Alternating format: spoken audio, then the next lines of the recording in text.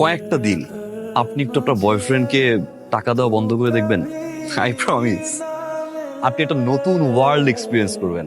আমাকে 1 লাখ টাকা দিবা? আমার কাছে তো একটা টাকা নাই।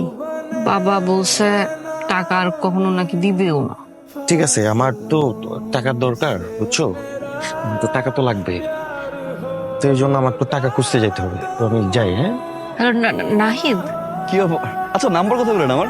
ওই যে বিল্টু ভাই, ওনার কাছে চেয়েছিলাম, উনি দিয়ে দিচ্ছে। কোন দরকার? আজকে 1 লাখ টাকা চেয়েছিল, দেননি? রেগে মেগে একদম চলে গেছে।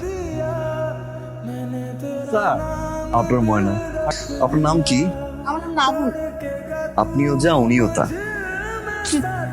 আটকালে চলবে না, মেরে দেন মেরে দেন মেরে দেন মেরে দেন।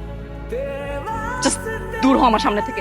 নাহি, তুমি একটা সেন্সেবল ছেলে হইয়া কি করে পারলে একজন কাস্টমারকে দিয়ে আরেকজন কাস্টমারের গায়ে হাত তোলাইতে? তুমি কি বুঝতে পারতেছো এই ঘটনায় এই রেস্টুরেন্টের রেপুটেশন কোথায় যাবে? আমি নিজেও জানি না আমি তোমায় কিভাবে বাঁচাবো। তুমি কি বুঝতে পারতেছো এই ঘটনার পরিণতি কি? আমি খুব ভালো করে জানতাম এর পরিণতি কি।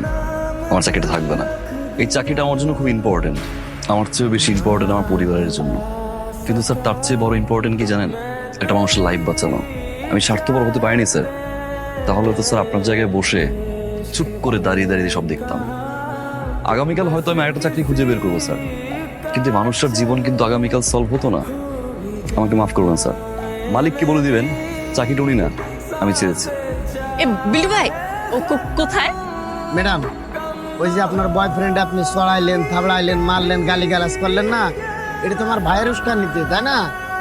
এই কথাটা মালিক জানতে পারলে ভাইয়ের চাকরি চলে যাবে, সেই কারণে ভাই আগে চাকরি ছেড়ে চলে গেছে। কোথায় গেছে? বাসায় গেছে। আরে আপনি? বিল্টু ভাই ঠিকানা দিয়ে গেছে। চাকরিটা ছেড়েছেন কেন? আমার জন্য না? আপনার জন্য না, আত্মসম্মানের জন্য। ওই দিন যে কাহিনী আপনি ঘটাইছেন, এরপর ডেফিনেটলি আমার চাকরি নাই হয়ে যেত। এই জন্য আগে থেকে আমি ছেড়ে দিছি। ফ্যামিলিতে কে কে আছে? বাবা মা ছাড়া সবাই। রাজু, রাজ, সালাম দাও। ওয়ালাইকুম আসসালাম। আরে আপনি এখানে? পুরো এরিয়া খুঁজতে খুঁজতে শেষ, আমি ভয় পেয়ে গেছি। আমি আপনি বলেছিলেন আপনার স্বপ্ন একটা এতিমখানা করবেন, আমি আপনার স্বপ্নের পাশে থাকতে চাই। পাশে রাখবেন তো?